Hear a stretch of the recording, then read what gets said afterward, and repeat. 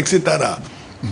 lan lañ ko def bracelet et il est là pendant que les autres xam ne font partie des couches populaires du lumpen prolétariat suñ leen jàppee pour di tukka nu nga kaso ba léegi fees fa del donc il y a ça.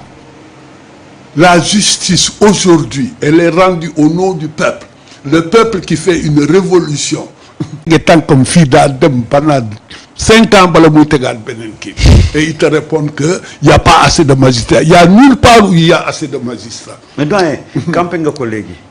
ça veut dire que les mêmes problèmes yi taxoon. sénégalais yi jóg. ak Ousmane Sonko. problème yi ñu ngi ba tey ci penc mi. à qui la faute. c'est ce que je dis la faute aujourd'hui parce que n'oublie pas que yow système politique bi nga nekk.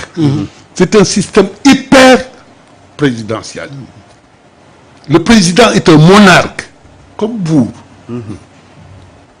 C'est un système hérité depuis la Ligue moo tax mu indiwaat sànq Mamadou Dia régime parlementaire la woon Senghor liquidé ko depuis Senghor ba mu ko liquidé ba léegi le président de la République est un monarque et les engagements de Diomaye candidat sa figure suñu jëlee pouvoir bi lu ñu njëkk dindi mooy l'hyperprésidentialisme en renforçant en redistribuant les responsabilités au niveau Absolument. du périmètre de l'exécutif. Tout à fait. Mais ba léegi dara. mais dafa mel ni fàtte na engagement yooyu. dara man par exemple Trump je n'aime pas l'extrême droite moi je viens de l'extrême gauche et j'en suis très fier. Je suis porteur de radicalité c'est pourquoi je suis très attaché à Ousmane Sonko. sa capacité de produire ay dynamique yi nga xam ne de mobilisation populaire yaakaaruma am na di ba léegi ay même pour en Afrique nga gis lu mel noonu dans le monde c'est un peu c'est très difficile. Donc pour revenir Trump bis ba mu jëlee pouvoir guddi googu la signé sans décret. En une nuit maximum 48 heures il a signé sans décret et il a fixé son administration parce qu'aux États-Unis on parle de l'administration sénégalaise non américaine on dit administration Trump. Administration ku ñëw noonu la.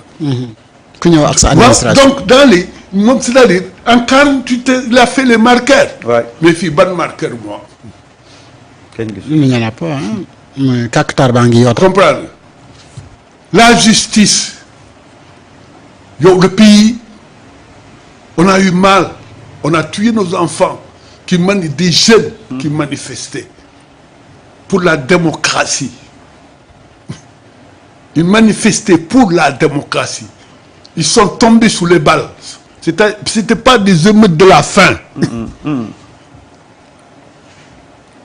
Des émeutes de la liberté. Pour la liberté et la démocratie. C'est des combattants de la liberté. Mais ba léegi qu'est-ce qui a été fait pour leur mémoire pour plus que jamais et ça je vous le dis Sénégal yàgg na. Les élections de 1963. PRA Sénégal boobu temps ñoom Mamadou Dia jàpp nañ leen. loolu day fekke wuñu. PRA Sénégal UPS ñu dem élection gaa ñi sàcc élection législative yi gaa ñi wàcc dans la rue ba ñu joxe résultats yi xam ne sàcc nañu. Ils avaient plus de 90 xaw ma leen 95%. yooyu ñuy wax score soviétique entre guillemets. Le peuple est descendu dans la rue à partir de la Médina. Ils ont tiré on parle même de 100 et quelques morts. Absolument. Voilà. Avec le soutien de l'armée française selon les archives. D'ailleurs une histoire qui a échappé beaucoup de Sénégalais. Oui mais yooyu itam dañ ko war a teg. ba ñu leeral un peuple waruñu rey ay nit comme ça rek mu dem rek mu jeex na. Et on te parle de réconciliation avant de réconciliation il faut d'abord la justice donc teguñu ko et c'est très important pour que mu bañati am. Plus jamais ça. On ne le pose pas pour poser comme ça. Je pense que pour man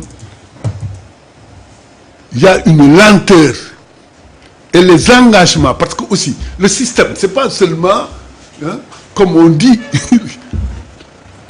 le système économique jël yëpp jox ko capitaliste yi jox ko gars yi def mais c'est aussi la façon de faire la politique. Absolument. La génération, nous on a fait la révolution,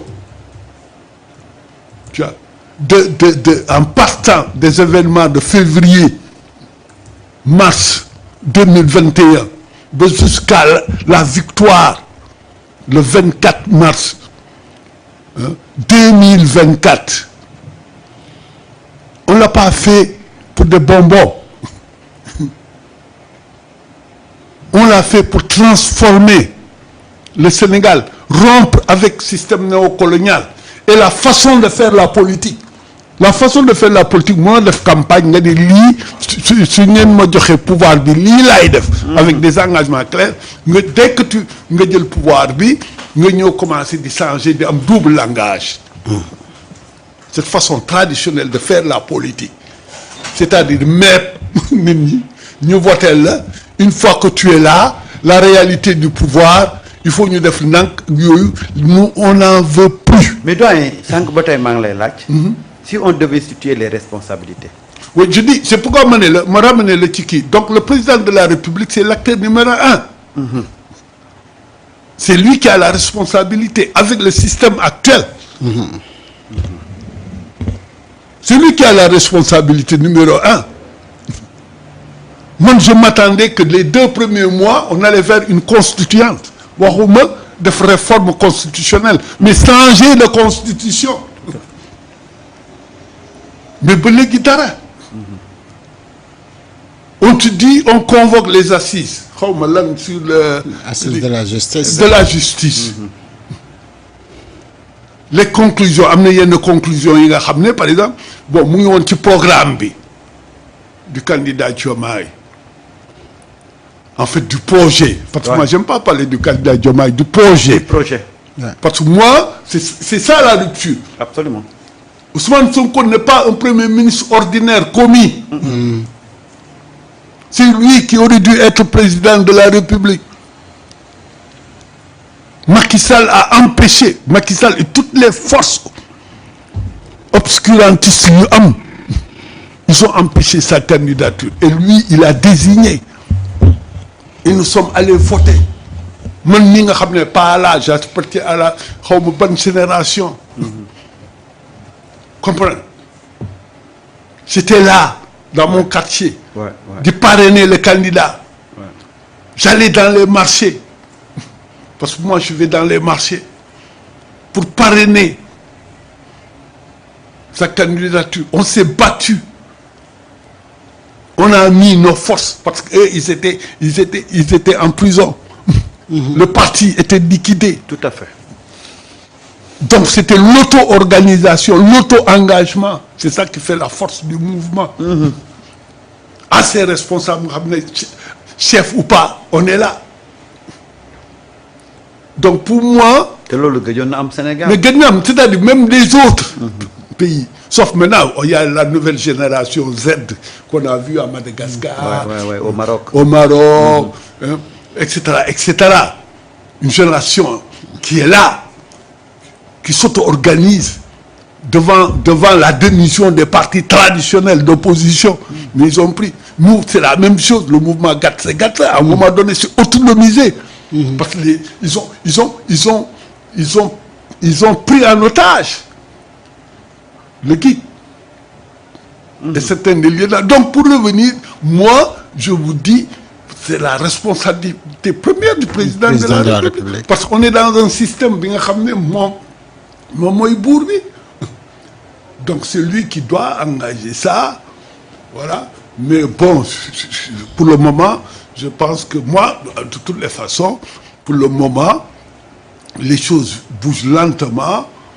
Mais je vous assure que personne ne nous volera cette révolution. Mais il semble que la révolution, on a commencé à perdre, doyen, parce que tout à l'heure,